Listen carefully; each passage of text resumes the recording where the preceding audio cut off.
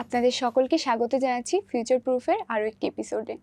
Future proof হচ্ছে এমন একটি প্ল্যাটফর্ম যার মাধ্যমে আমরা বিভিন্ন প্রজন্মের চেঞ্জ মেকারদেরকে একই জায়গায় নিয়ে আসার চেষ্টা করি, স্পেশালি যারা ক্লাইমেট চেঞ্জ সহ সমাজের বিভিন্ন ইতিবাচক পরিবর্তনে প্রতিনিয়ত নিজেদের অবদান রেখে যাচ্ছেন। এই গল্প ও আড্ডার মাধ্যমে আমরা তাদের অভিজ্ঞতাগুলোকে জানতে চাই এবং এই অভিজ্ঞতাগুলোকে কাজে লাগিয়ে আমাদের তরুণ প্রজন্ম এগিয়ে যাবে একটি সাস্টেনেবল সলিউশনের দিকে। আমি ঐশী ব্যানার্জি, আমরা নতুন নেটওয়ার্কের একজন ইয়াং চেঞ্জ মেকার। আজকে আমার এই আড্ডা আমার সাথে যুক্ত হয়েছেন মাহফুজ রাসেল ভাইয়া, যিনি Pitachhara forest and biodiversity conservation ইনিশিয়েটিভের ফাউন্ডার। আমরা সরাসরি চলে যাব মাহফুজ রাসেল ভাইয়ের কাছে। কেমন আছেন ভাইয়া? আমি খুব ভালো আছি, আর এখানে আসতে পেরে আরো ভালো লাগলো। আচ্ছা ভাইয়া, আমি আসলে একটা জিনিস আপনার কাছ থেকে জানতে খুবই ইন্টারেস্টেড যখন আমি আপনার ইন্ট্রোটা দিচ্ছিলাম। তো আপনার এই যে ইনিশিয়েটিভের একটা নাম আছে খুবই সুন্দর, পিটাছড়া। তো এই নামটার পেছনে আসলে ব্যাকগ্রাউন্ড স্টোরিটা কি? এটা কি ওই জায়গাটার নাম নাকি এটার পেছনে কোনো স্টোরিজ আছে? পিটাছড়ার নামটার পিছনে বেশ বড় একটা গল্প আছে। আমাদের কি হয় দেখো, নাম আমরা বলি না নাম নেই তো দাম নেই। তো ছড়া যত মরে যাচ্ছে, কিন্তু আমাদের বাংলাদেশে অনেক ছড়া, পার্বত্য অনেক ছড়া মারা আছে। আর ছড়া যদি মারা যায় তাহলে কি হয়, খাল মারা যায়, খাল মারা গেলে নদী মারা যায়, তবে আস্তে আস্তে আরও বেশি নষ্ট হয়ে যাবে। এতে আমরা জানি বন নষ্ট হয়ে যাবে। তো আমাদের যে জায়গাটা আমরা যেখানে থাকি, পিটাছড়া ফরেস্টটা যেটা এখানে, ওখানে কয়েকটা ছড়া আছে। ছড়াগুলো দিন মারা আছে কেন? মানুষ গাছ কেটে ফেলছে, এটা মূল কারণ। তারপরে অনেক সময় বীজ দিয়ে মাছ ধরতেছে, সেভাবে নষ্ট হচ্ছে। এখন বড় গাছ না থাকলে তো পানি ধরে রাখতে পারে না, তো গাছ যদি পানি কী করে, উপর দিকে তুলে রাখবে। সেখান থেকেই করলাম কি, আমরা ভাবলাম যেটা নাম দিতে হবে, নাম না দাম নেই। তো এইটা অনেকদিন ভাবনা ছিল কী নাম দেওয়া যায়, কী নাম দেওয়া যায়। তো একদিন আমাদের একজন আছেন বন্ধু, ওর নাম সায়েম। সায়েমও ছিল পাখি বিশেষজ্ঞ, বেশ নাম করা পাখি বিশেষজ্ঞ। তো ও আমাদের এখানে পাখি নিয়ে গবেষণা করছে। তো আমরা ছড়া দিয়ে হাঁটতেছি, তো আমি একটা পাখির গল্প পড়ছিলাম যে এই পাখিটা এখানে ব্রিডিং করে, এটার নাম হচ্ছে পিটা, হ্যাঁ, ইন্ডিয়ান হুডেড পিটা। দুইটা পিটা আছে, এটা আসলে পরিযায়ী, মানে ও আসে একটা বছর একটা সময় আসে এখানে ব্রিডিংটা করে আবার চলে যায়, এই 4 মাস বা এরকম থাকে। এবং ওর ব্রিডিংয়ের আমি দেখছি ওরা কীভাবে ঘর বানায়, এটা দেখছি। তো সায়েম খুব বললো যে আপনি ঘর দেখছেন না, ওদের বাড়ি তো খুব সহজে দেখা যায় না। আমি তাই নাকি? আমি জানি না, আমি তো দেখছি, অনেকবার দেখছি। তো বললো যে আচ্ছা, তাহলে ছড়ার নাম পিটা রাখা যায়, কেমন হয়? আচ্ছা ঠিক আছে, হয়ে যাও। এই যে হয়ে গেল পিটাছড়া নামটা।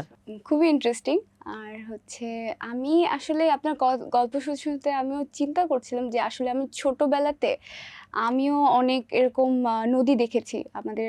আমার অরিজিন যশোর, তো যশোরে আসলে নদীর সংখ্যা এমনি অনেক কম। আর হচ্ছে কিছু নদী আছে, যেরকম ভৈরব নদী একটা মেজর একটা রিভার, এটা হচ্ছে পদ্মার একটা শাখা নদী।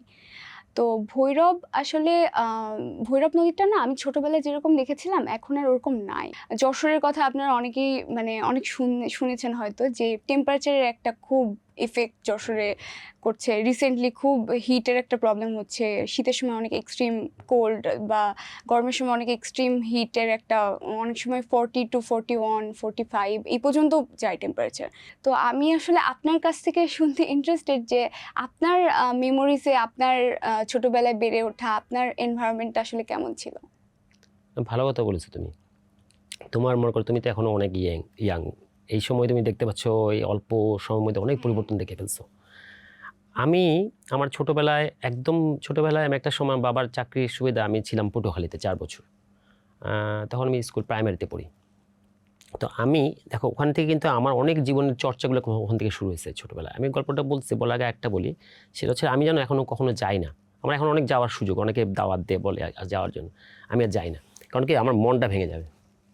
আমি জানি যে আসলে এত বছরে ওই কিছু ওখানে টিকে নাই, আমি শিওর যে এই যে ভেঙে যাবে বলে মনটা ভেঙে যাবে, আমি ওখানে যাই না।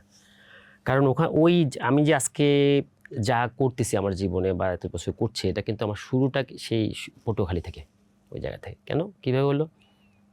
ওখানে অনেক নদী, খাল, তারপর হচ্ছিল পুকুর, অনেক পুকুর, মানে দেখা যায় প্রতিটা বাড়িতে 1-2টা পুকুর থাকা নর্মাল ছিল, বা 3টাও থাকতো এরকম। অনেক গাছপালা, পোকামাকড়। তা আমার বেশিরভাগ দুপুরেই কাটতো এদের সাথে খেলা করে, পোকামাকড়। পুকুরে অনেক ঝাপাঝাপি করতাম, দেখাতো পায়ের সাথে কাছিম লাগতো।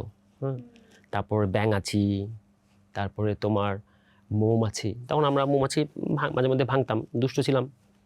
মৌমাছির মৌচাক ভেঙে মধু খেতাম, কামড়ও খেতাম একসাথে। জোক নিয়ে খেলা করতাম, বুঝছো, এরকম অনেক কিছু করতাম। আমরা কখনো হরিণও দেখেছি তখন, অদ্ভুত ব্যাপার। পটুয়াখালী শহরে আমরা দেখতাম হরিণ চলে আসতো অনেক সময় আমাদের বাড়ির পাশে। তো এই জিনিসগুলো ছিল ইন্সপিরেশন। কিন্তু এই যে তুমি যে বললেন অল্প সময় দেখতে পেয়েছো চেঞ্জ, আমিও এই চেঞ্জের আমি জানি যে গেলে আগে আমাকে এত বড় চেঞ্জ দেখতে হবে, এই জন্য আমি এখন আর যাই না, এত বছর আর যাইনি। আম, আমি এই কথাটা বলার সাথে সাথে আরো একটা কথা আপনার সাথে অ্যাড করতে চাই, যে আমার এলাকার একটা মেজর প্রবলেম কিন্তু হচ্ছে বাতাসে প্রচুর পরিমাণে ডাস্ট পার্টিকেল, যেহেতু অনেক বেশি ড্রাই রিজিয়ন এটা যশোর। তো এই কারণে এই যে শীতের সময়টা প্রচুর ডাস্ট পার্টিকেল। তো আম, আমার আসলে একটা ছোট্ট ইনিশিয়েটিভ আছে, যেটা আমি আসলে এই বাতাসের এই পলিউশন, এই এয়ার পলিউশন, এটা থেকেই আমার আসলে চিন্তা আসে যে আমি আসলে এই সমস্যাটার সমাধান করতে চাই। তো আমি একটা এয়ার পিউরিফায়ার তৈরি করেছিলাম আমরা। তো ওই পিউরিফায়ারের ওটা হচ্ছে ব্যানানা যে সিউডো স্টেম আছে ওইটাকে দিয়ে আমি একটা ফিল্টার পেপার তৈরি করেছিলাম। তো ওইটা থেকে আসলে আমি একটা পিউরিফায়ার বানাই, যেটা বায়োডিগ্রেডেবল, কারণ ওটা একটা কাঠের ফ্রেমের মধ্যে তৈরি করা। তো এই যে একটা ইনিশিয়েটিভ আমি অ্যাজ এ চেঞ্জ মেকার বা ইয়াং হিসাবে নিয়েছি। তো আমি আসলে ইন্টারেস্টেড এটা জানতে যে এখানে আপনার মানে সাজেশনগুলো কেমন হবে। আমার জেনে আসলে খুব ভালো লাগলো, যেটা তুমি আমাকে একটু আগেও বলছিলে এই জিনিসটা নিয়ে। এখন এটাকে তোমার কি করতে হবে, যে আমার যেটা মনে হয় যে যারা এটাকে বাজারজাত করাটা খুব জরুরি। এখন বাজারজাত করার জন্য প্রথমে যেটা তোমাদের ইউনিভার্সিটিতে তোমার ল্যাবগুলোকে ইউজ করে আরও ভালো ভালো যে তথ্যগুলো যেগুলো নিলে তুমি এটাকে প্রুভ করতে পারবে, যেখানে মানুষ সাস্টেনেবল প্রোডাক্ট ইউজ করবে, তখন আমাদের মতো মানুষগুলো তোমাদেরকে হেল্প করবে যে হ্যাঁ এটাকে কীভাবে মার্কেটে আনা যায়, কীভাবে এটাকে আরও যারা ব্র্যান্ডিং করে তারা কীভাবে তোমার ব্র্যান্ডার তোমাদের হেল্প করতে পারবে।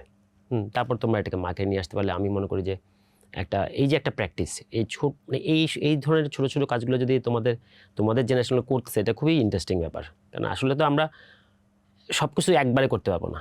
হ্যাঁ, ওই যে একটা ভিশন থাকতে হবে যে নেক্সট 50 ইয়ার্সে বা নেক্সট 30 ইয়ার্সের ভিশন থাকতে হবে। এই ভিশন থেকে যখন কাজগুলো হবে দেখবে যে এই কসমোপলিটন শহরগুলো যে পচা গলা শহর তৈরি হয়েছে, এটা থাকবে না। তোমার জন্য আমার একটা প্রশ্ন, এটা ভয়ানক প্রশ্ন, মারাত্মক ভয়ানক প্রশ্ন।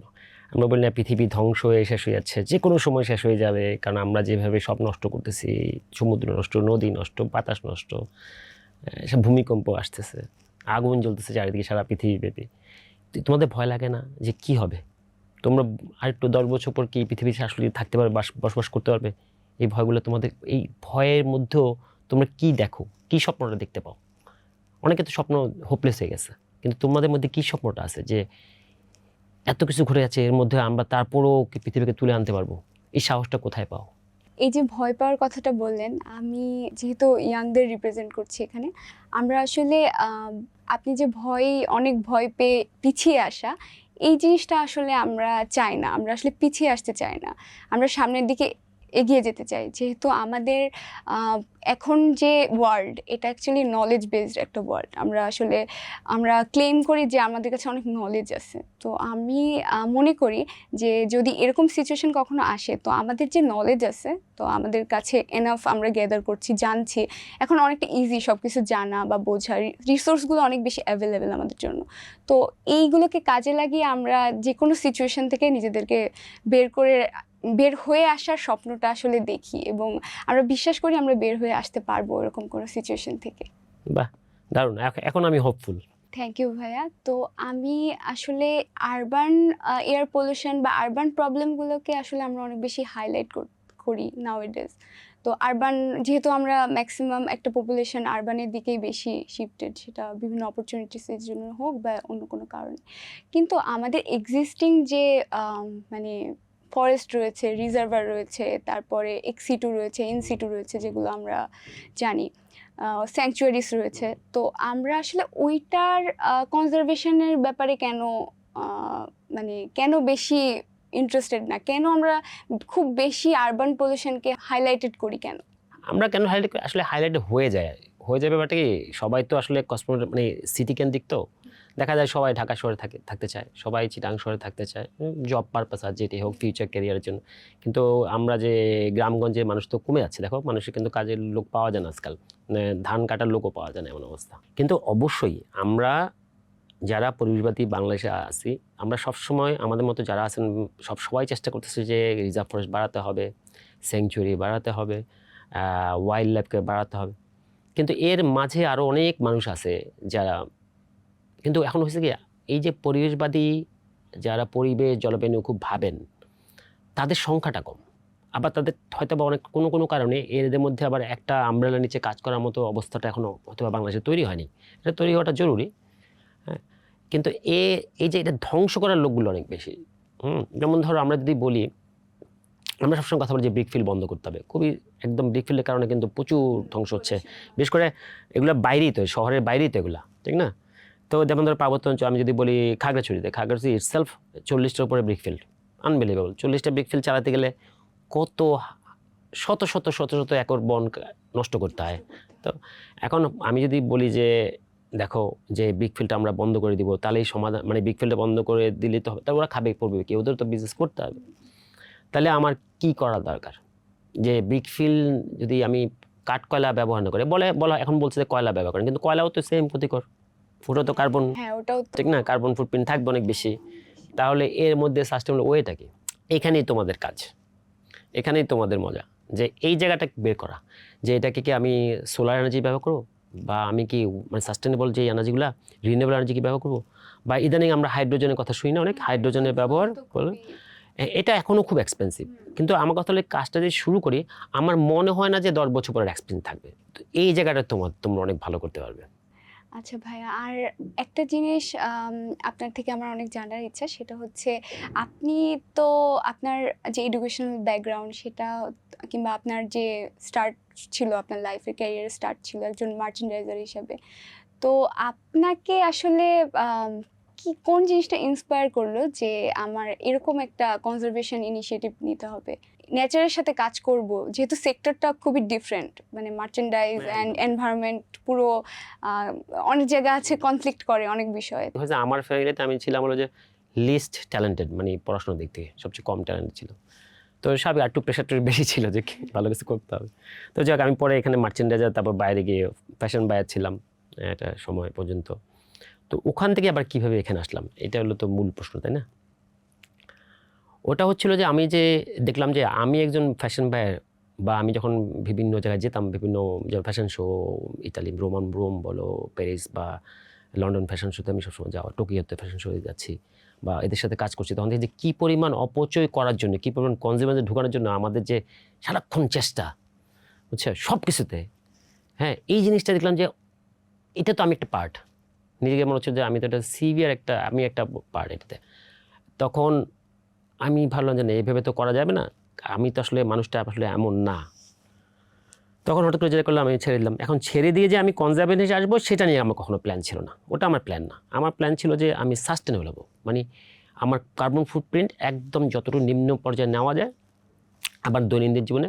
কারণ কি, আসলে কাউকে কিছু বলার আগে নিজে তো করতে হবে না, আগে নিজের মধ্যে প্রুভ করতে হবে। আমি অনেক কথাই বলতে পারি, যেমন ধরো আমি মুরগি খাই, ধরো এখন সবাইকে বললাম তো মুরগি খেও না, ফার্মের মুরগি খেও না, তাহলে তো হলো না। তো আমাকে তো প্রথম মুরগি খাওয়াটা ফার্মের মুরগি খাওয়াটা বন্ধ করতে হবে।